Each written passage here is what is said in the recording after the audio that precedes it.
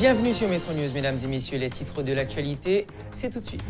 Le député de Delma, Gary Bodo, appelle à un dialogue politique entre les différents acteurs en vue d'aboutir à un large consensus devant déboucher sur la formation d'un gouvernement de cohabitation. Des scènes de violence ont été enregistrées lors des funérailles de Rospide Pétion. C'était ce samedi. Ces funérailles qui se sont transformées en une manifestation antigouvernementale.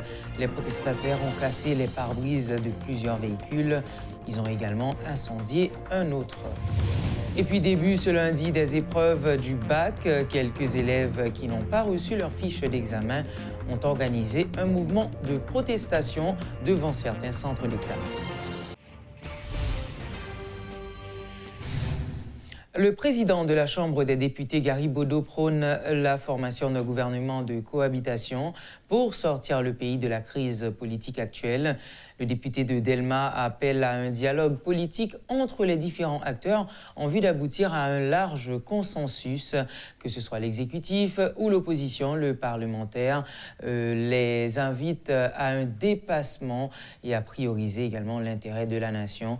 Entre-temps, les députés de l'opposition campent sur leur position. Pas question de vote de cabinet ministériel à la Chambre basse sans la mise en accusation du président Jovenel Moïse. Il faut prioriser les intérêts. Et l'intérêt plus important, je veux dire, qui passe en premier, et ce sont les intérêts nationaux.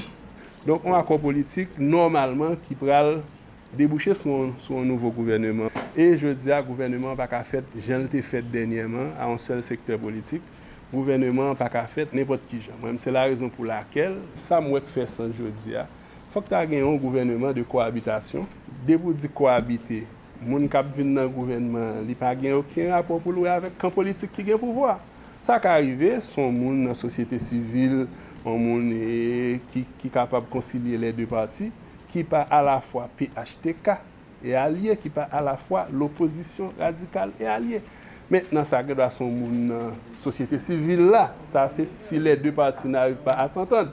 Mais qu'on y a, si que les deux parties capables de jouer un dialogue politique, pourquoi pas un premier ministre de l'opposition? Mais je dis qu'il y a une volonté qui peut gagner pour que l'opposition et le pouvoir, les deux protagonistes, que ce soit les gens qui demandent pour aller, les gens qui demandent pour rester, il faut une plateforme de discussion pour nous chita, pour nous jouer un accord ou désaccord.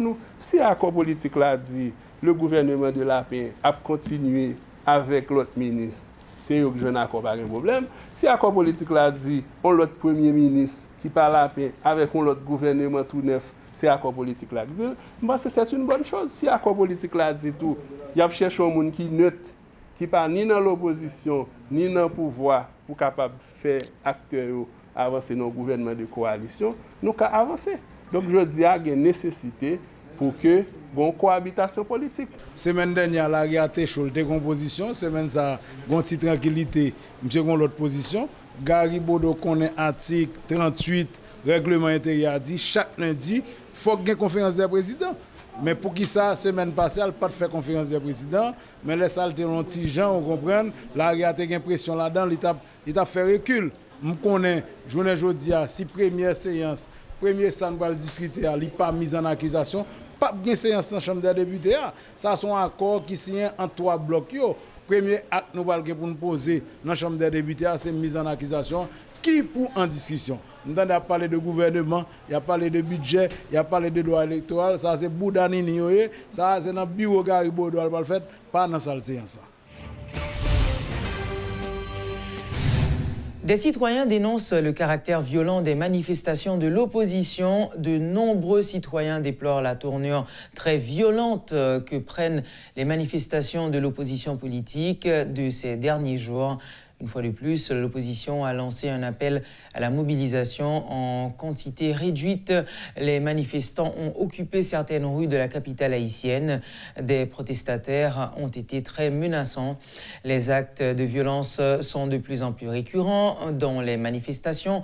Outre les véhicules incendiés et les maisons de commerce vandalisées, Les petits détaillants ne sont pas épargnés. Victimes de vols, de violences corporelles, des petits commerçants ont exprimé leur ras-le-bol face à cette situation allant grandissante. À Portaléogane, des citoyens ont désapprouvé l'inefficacité des agents de la PNH. La police a failli à sa mission qui est de protéger leur vie et leurs biens. L'État doit prendre ses responsabilités, ont-ils déclaré. Voulant marquer les dates 6, 7 et 8 juillet, la manifestation de l'opposition n'a pas fait recette, mais ce mouvement a été émaillé de scènes de violence. Ça me dit, ouais, c'est passé là d'aller, moi-même, moi, son gars, c'est ça passe. Mais ça passe. Ça veut dire, n'est-ce pas le marché, l'un a vu rose. C'est vrai, tout côté dans cette là, nous mettons là, en haut, après, on va se mettre n'est pas avec pas et pas quel chauffeur non il a tout pour qu'on y a fonctionné puis il y a une pas arrive à dévouer ou pas n'importe toute machine c'est monde qui blessé nous pas contrôler parce que n'importe 15 à 20 monde qui blessé en bas roche bouteille même constater tout alors là on général qui dans la ville non là général qui mourir dans la ville non et là bon bien si. Le ministre Pierre Josué Agénor-Cadet dénonce une mafia à l'œuvre au sein du secteur de l'éducation en Haïti de longue date.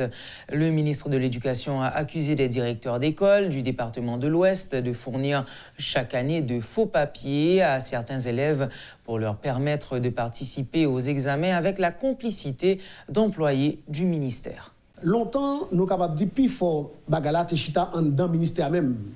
Quand on a une équipe inspecteur qui a inscrit dans l'école qui a saisi l'occasion pour faire l'argent.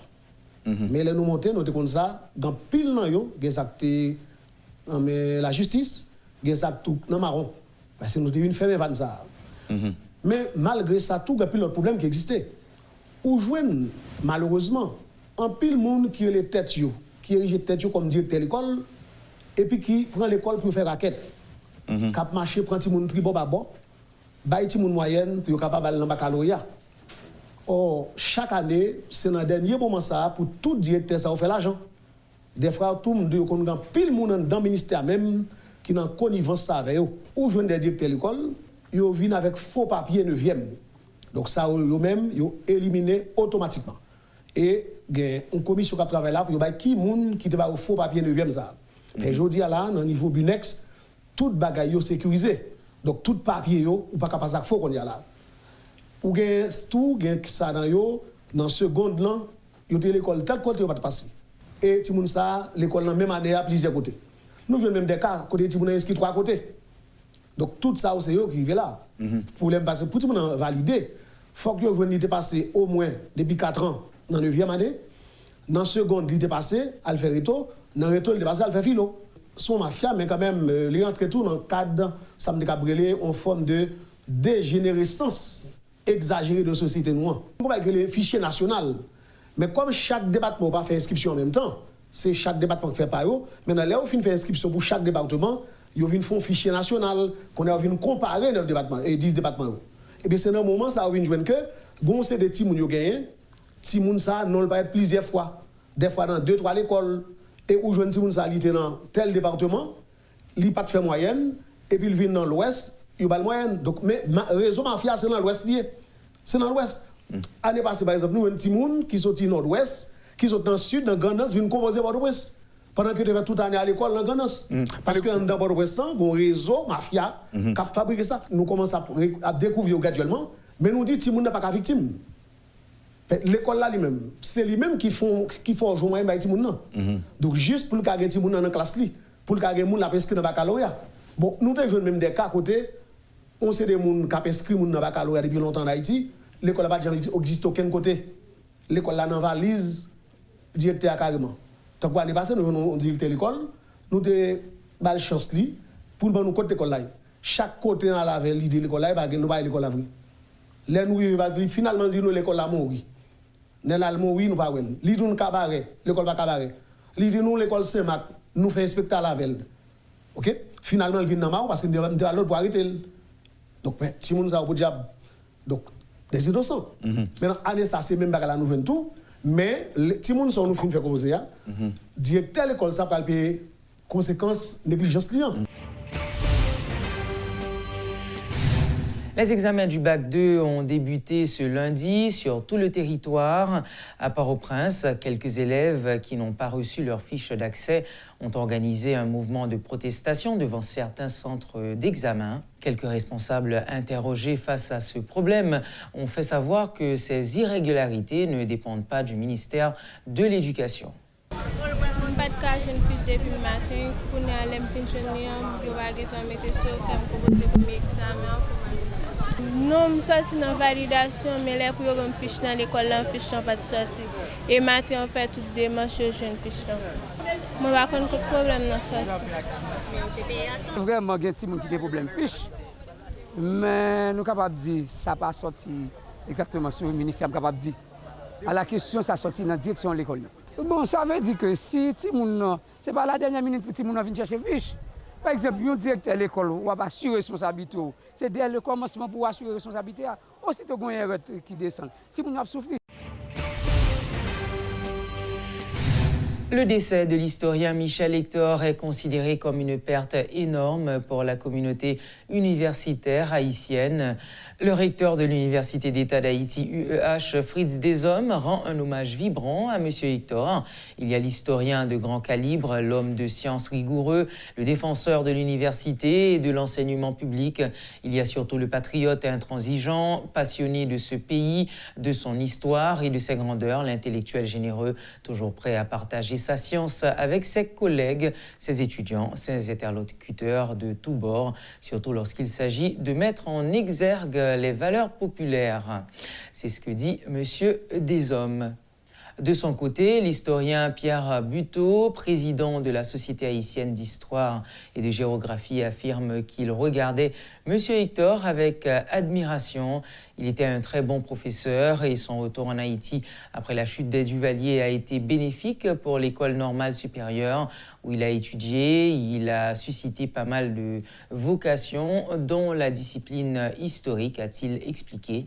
Michel Hector est décédé à 86 ans dans la nuit du 5 au 6 juillet 2019 en sa résidence privée à Pétionville. Victime de 2 chutes, M. Hector, qui souffrait de fractures à la jambe et à l'épaule, avait bénéficié de soins dans un hôpital à Cuba.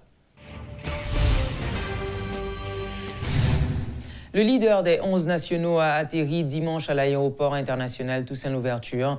Ducans Nazon a été chaleureusement accueilli par les employés de l'aéroport international Toussaint-Louverture et le ministre de la Jeunesse et des Sports. L'attaquant haïtien a été autorisé par son club de rejoindre son pays, ce pour le plus grand bonheur du public haïtien qui rêvait de revoir son Dux national après une prestation impressionnante à la 25e édition de la Gold Cup. Auteur de 2 buts et de 2 passes décisives, Ducans Nazon est l'une des figures emblématiques des 11 nationaux qui ont su faire briller le bicolore haïtien durant le tournoi de la Coupe d'Or. L'agenda de sa visite n'a pas été encore communiqué, mais Ducans Nazon, tant adulé par le public haïtien, notamment les supporters des Grenadiers, passera 4 jours dans le pays. Je me sens vraiment fier.